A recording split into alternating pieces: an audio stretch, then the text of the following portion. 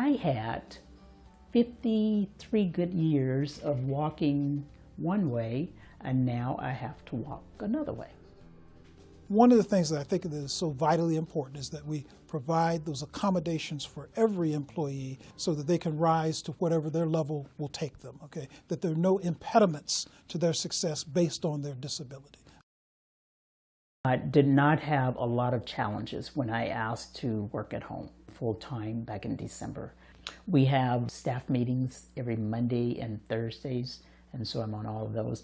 I just did a webinar with Montez. We did information sessions, webinars to where our leaders were able to learn about voc rehab.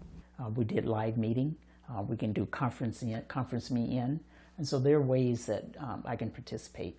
I've been with the Forest Service for coming up on 35 years now, and I started like any young person starting in the agency as a timber marker, firefighter, recreation type person, a technician. And I was able to move from assistant district ranger to district ranger, and then deputy forest supervisor, and then branched off into working as a communications director, and then took this position here as a Job Corps liaison. I oversee the contact people at the agency level who help with the hiring of people with disabilities and with the Schedule A policy to increase employment of people with disabilities. And I also oversee a group of folks from each of the agencies that work on reasonable accommodations. So we meet once a month, and along with special emphasis program managers who help with education and outreach. And these three key points of contact are really helpful in creating systems change across the department, but within their own mission areas and agencies as well. The Forest Service runs a little over 20 Job Corps centers, and Job Corps was something that was created by President Johnson about 40, maybe 50 years ago now.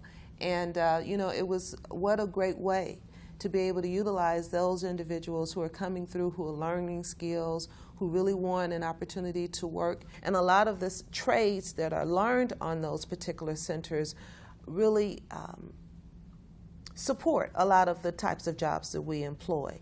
I was given a call by one of our forest supervisors, and they were hearing about some of the work that I was doing with hiring authority, where I was trying to pick up some more Job Corps kids. So they called yesterday and said, "Can we meet next week at the regional leadership team meeting?" And that told me right there, you need to make an appearance because they want something, and I need it also. So I'll go and shake hands and we'll cut that deal. And back in 2011, I was out power walking and felt what I thought was a tear in my left calf. And come to find out it was not. It was the nerves beginning to unravel. I cannot move out of this chair by myself. I cannot lift myself up. I can barely eat my own food myself. So that's what I told my supervisors. She said, "I'm so sorry to hear that, and I didn't know." And I said, "It's okay." And I said, "But what I'm not looking for is sympathy. I just want you to understand that I am not slacking in doing my job. I will do you 100% until I can't. And when I can't, then I will retire." And she said, "Okay, just send your paperwork in and I'll sign off on it." I sent it in. She was signed off on the same day. And so knowing that I'm working with people who know how to get things done and people with the same passion that I had, you just unify and you find those people and say, we got to move forward.